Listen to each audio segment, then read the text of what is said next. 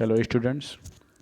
In previous lecture we have discussed about the human respiratory system, in which we have learned about the how air enters in the lungs. We have studied about the respiratory passage.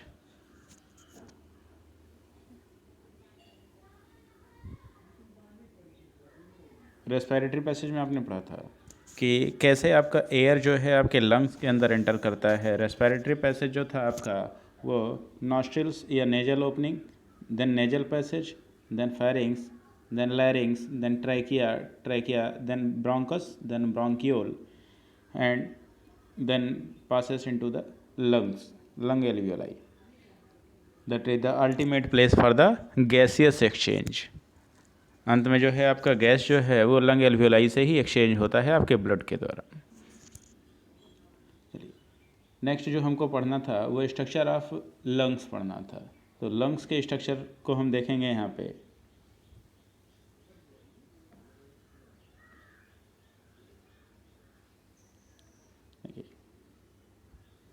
ये आपका trachea है। Trachea दो हिस्सों में बढ़ जाता है। इसको ब्रोंकाई और ब्रोंकस बोलते हैं। देन इसमें फर्दर डिवीजन होता है।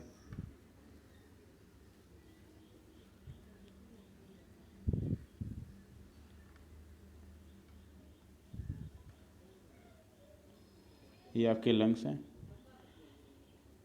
जो आपका लेफ़्ट साइड लंग होता है वो थोड़ा सा छोटा होता है। उसके मीडियल सरफेस की तरफ एक कॉन्केविटी होती है।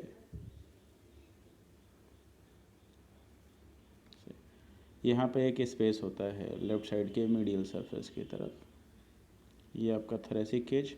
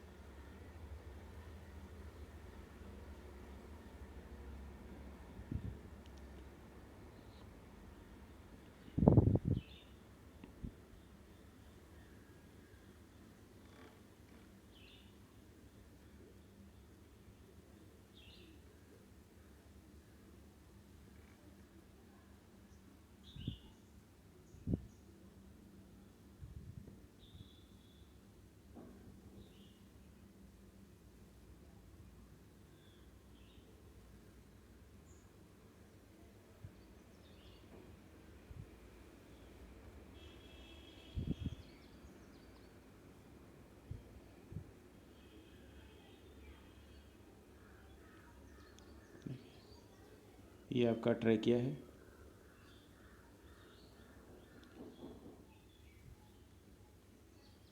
ट्रैकिया के ऊपर जो ये येलो कलर से आपको दिखाई दे रहे हैं ये कार्टिलेजिनस रिंग हैं।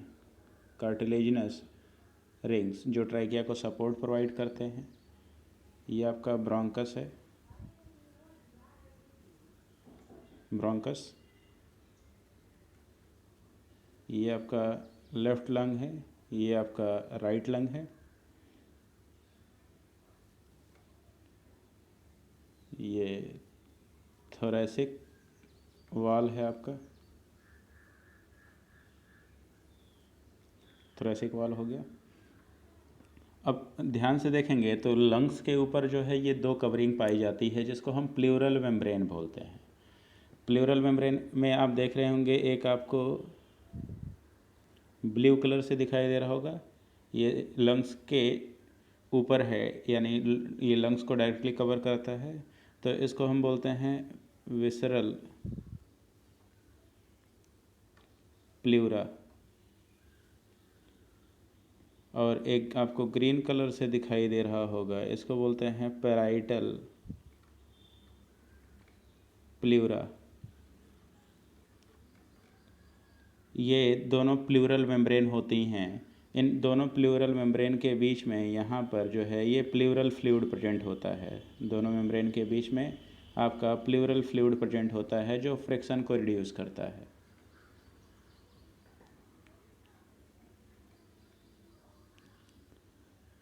लेफ़्ट साइड का जो लंग होता है उसके मीडियल सरफेस की तरफ एक कॉन्केविटी होती है, ये इसको आप बोलते हैं cardiac notch. Cardiac notch, cardiac notch जो होता है आपका, cardiac notch that provide the space for the heart. यहाँ पे आपका लेफ्ट साइड में आपका हार्ट सिचुएटेड होता है, तो उस हार्ट के लिए जो है स्पेस प्रोवाइड करता है लेफ्ट साइड ऑफ लंग। तो इतना ही है आपके लंग्स के बारे में। जो राइट साइड ऑफ लंग्स होता है आपका, वो 3 हिस्सों में बटा हुआ होता है, 3 पार्ट्स में। Left side of lung is divided into 2 part due to presence of only oblique fissure in the left lung and oblique and horizontal. यहाँ पर एक ऑब्लिक होता है और एक हॉरिजॉन्टल फिशर होता है, फिशर। ये लंग्स को जो है 2 हिस्सों में डिवाइड करता है। तो right side of lungs divided into 3 part and left side of lung is divided into 2 part.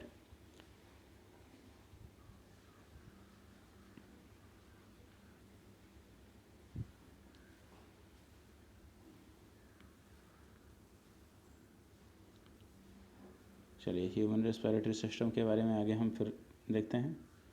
यहाँ पे देखेंगे in human beings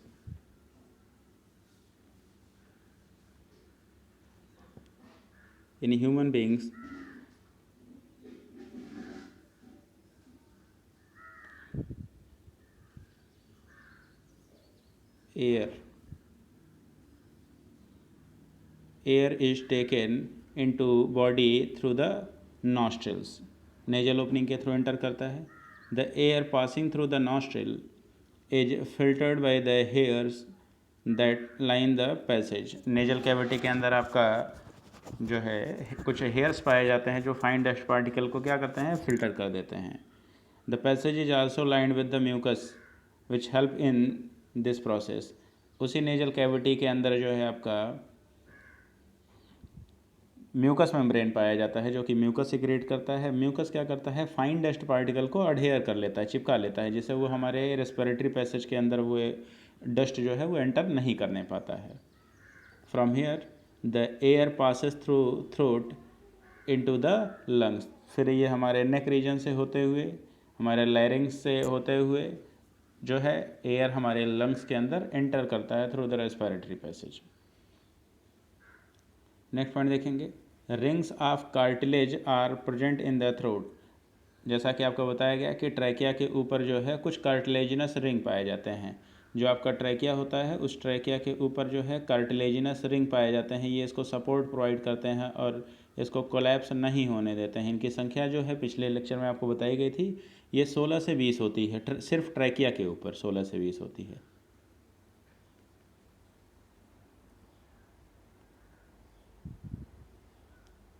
next, these ensure that air passage does not collapse. तो ये कार्टिलेजिनस रिंग जो होते हैं वो एयर पैसेज को कोलैप्स नहीं होने देती हैं। With in the lungs passage divides into smaller and smaller tubes which finally terminate in balloon like structures which are called alveoli। तो जैसा कि आपको बताया गया था कि जो है आपका ट्रैकिया जो है, ट्रैकिया डिवाइड करेगा तो ब्रोंकस बनाएगा।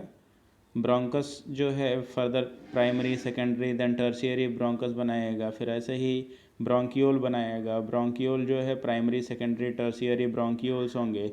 फिर अल्टीमेटली ये जो है ये बैलून लाइक स्ट्रक्चर में जाकर ओपन होता है, जिसको हम एल्वियोलाई बोलते हैं, जहाँ से गैसेस का एक्सचेंज होता है आपका।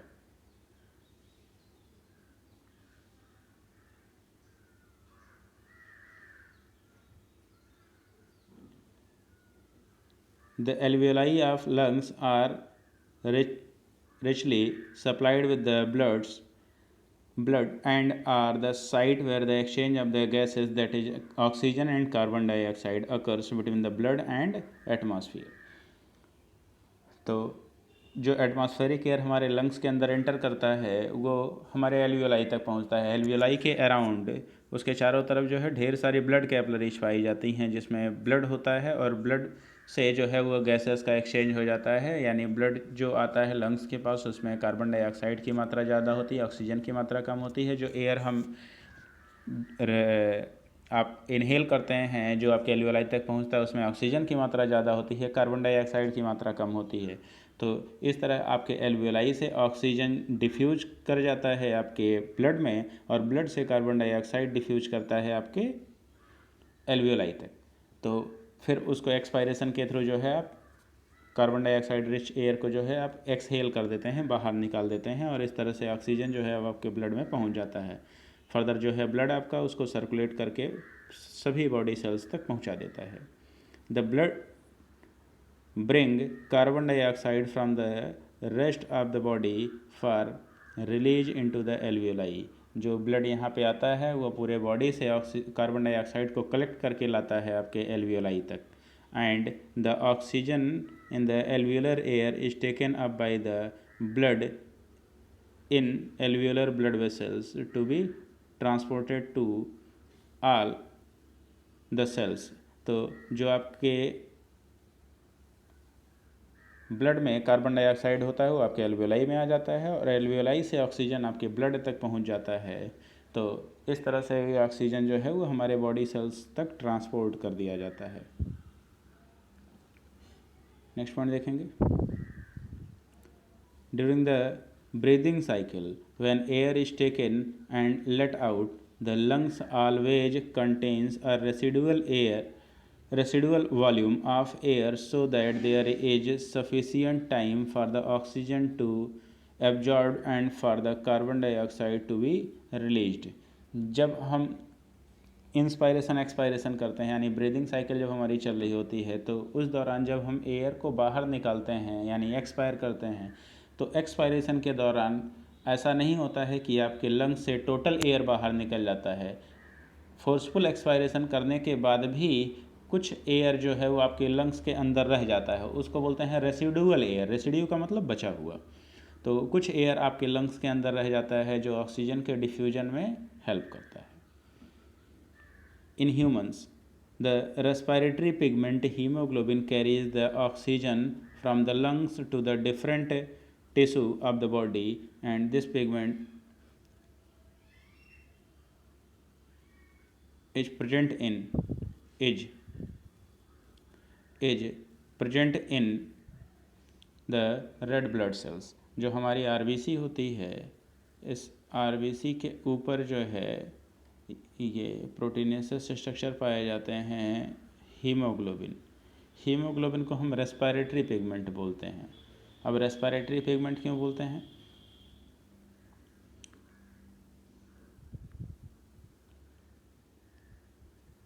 जो आपका हीमोग्लोबिन होता है, एक हीमोग्लोबिन का मॉलिक्यूल जो होता है वो 4 मॉलिक्यूल ऑफ ऑक्सीजन के साथ बाइंड करता है और ऑक्सी हीमोग्लोबिन का फॉर्मेशन करता है। Hb, that is hemoglobin plus 4O2 gives out Hb.4O2। ये आपका हीमोग्लोबिन है, ऑक्सीजन दोनों जब रिएक्ट कर जाएंगे तो बनाते हैं ऑक्सी हीमोग्लोबिन।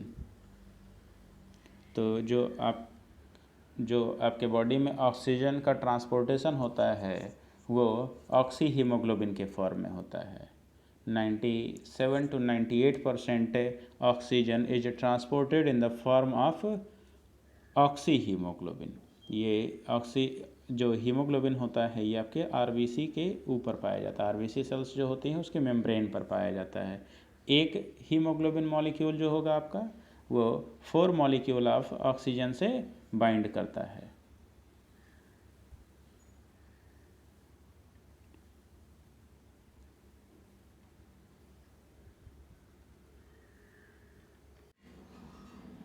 देखिए नेक्स्ट टॉपिक आपको पढ़ना है रेगुलेशन ऑफ रेस्पिरेशन। तो हमारा जो रेस्पिरेशन होता है वो हमारे ब्रेन के कंट्रोल में होता है। वहाँ पे देखिएगा कुछ रेस्पिरेटरी सेंटर पाए जाते हैं जिनको हम बोलते हैं IC, that means inspiratory centre. EC that is expiratory centre. IC और ईसी ये दोनों सेंटर आपके मेड्यूला रीजन में पाए जाते हैं। ब्रेन का एक हिस्सा होता है मेड्यूला ओब्लंगाटा कहलाता है, मेड्यूला ओब्लंगाटा। जब आगे चल कर के आप जो है नर्वस सिस्टम के बारे में पढ़ेंगे तो वहाँ पे आपको ब्रेन स्ट्रक्चर में आपको बताया जाएगा हाइंड ब्रेन का पार्ट होता है मेड्यूला ओब्लंगाटा, वहाँ पर रेस्पिरेटरी सेंटर्स पाए जाते हैं जो रेस्पिरेशन को कंट्रोल करते हैं। IC that is inspiratory centre inspiration को कंट्रोल करता है। EC that is expiratory centre जो है एक्सपायरेशन को कंट्रोल करता है। इसके अलावा 2 सेंटर और होते हैं जिनका नाम होता है पीसी न्यूमोटैक्सिक सेंटर और एसी एपन्यूस्टिक सेंटर। ये दोनों जो है आपके पॉन्स वेरोलाई में पाए जाते हैं। पॉन्स वेरोलाई जो होता है ये भी हाइंड ब्रेन का ही हिस्सा होता है। हाइंड ब्रेन के 3 पार्ट होते हैं, मेड्यूला, पॉन्स एंड सेरिबेलम। तो ये रेट और पैटर्न को कंट्रोल करते हैं पीसी और एसी। चलिए कुछ हम डिसऑर्डर्स के बारे में पढ़ लेते हैं। Disorders related with the respiratory system. यहाँ पे देखेंगे कुछ कॉमन डिजीजेज हैं जैसे अस्थमा। यूजुअली आप लोगों ने सुना होगा, तो अस्थमा एक्चुअली एक एलर्जिक रिस्पॉन्स होता है। इसमें सिम्टम्स क्या होते हैं देखेंगे। The difficulty in breathing causing the wheezing due to wheezing that is a special type of the sound. जो अस्थमा के पेशेंट जब सांस को अंदर लेते हैं तो उस समय एक आवाज़ आती है, उसी को वीजिंग साउंड बोलते हैं। Due to the inflammation of bronchi and bronchiole is called the asthma. जो रेस्पिरेटरी पैसेज आपका ब्रोंकाई और ब्रोंकियोल होता है ये स्वेल कर जाता है, इसमें स्वेलिंग आ जाती है, तो उसकी वजह से सांस लेने में दिक्कत होता है। इन्फ्लेमेशन दैट इज एक स्वेलिंग आ जाती है तो सांस लेने में दिक्कत होती है। तो इस तरह के सिम्टम्स को हम अस्थमा कहते हैं इस कैटेगरी में। अस्थमा एक तरह का एलर्जिक रिस्पॉन्स होता है। नेक्स्ट देखेंगे एम्फाइसीमा। एम्फाइसीमा में जो है देखेंगे it is a chronic obstructive disease of lungs. इसमें जो है लंग्स की एल्वियोलाई जो हैं वो रप्चर हो जाती हैं, उनके बीच का जो वॉल होता है वो रप्चर हो जाता है। तो इसका जो कॉज होता है वो सिगरेट स्मोकिंग होता है। देखिएगा इट इज इन्फ्लेशन और abnormal distension of the alveolar wall resulting in the loss of elasticity of their wall. इनकी वॉल की जो इलास्टिसिटी होती है वो ख़त्म हो जाती है। And the alveolar wall degenerate, alveoli की जो वॉल्स होती हैं वो डीजनरेट हो जाती हैं। And alveoli combine to form the large alveoli, तो ढेर सारी एल्वियोलाई जो है मिलकर के एक लार्ज एल्वियोलाई बना लेती हैं, जिससे इनका रेस्पिरेटरी सरफेस एरिया जो होता है वो घट जाता है। The alveoli remains fully filled with the air even during the expiration. Expiration के दौरान भी इसके अंदर ज़्यादा एयर बचा रह जाता है। This will lead to increase in the lung size and major cause of emphysema is cigarette smoking. Main point है, अंडरलाइन कर लीजिएगा, सिगरेट स्मोकिंग। एम्फाइसीमा का कॉजेटिव एजेंट क्या होता है? Cigarette smoking. मतलब किसकी वजह से कॉज होगा? सिगरेट स्मोकिंग की वजह से जो होगा।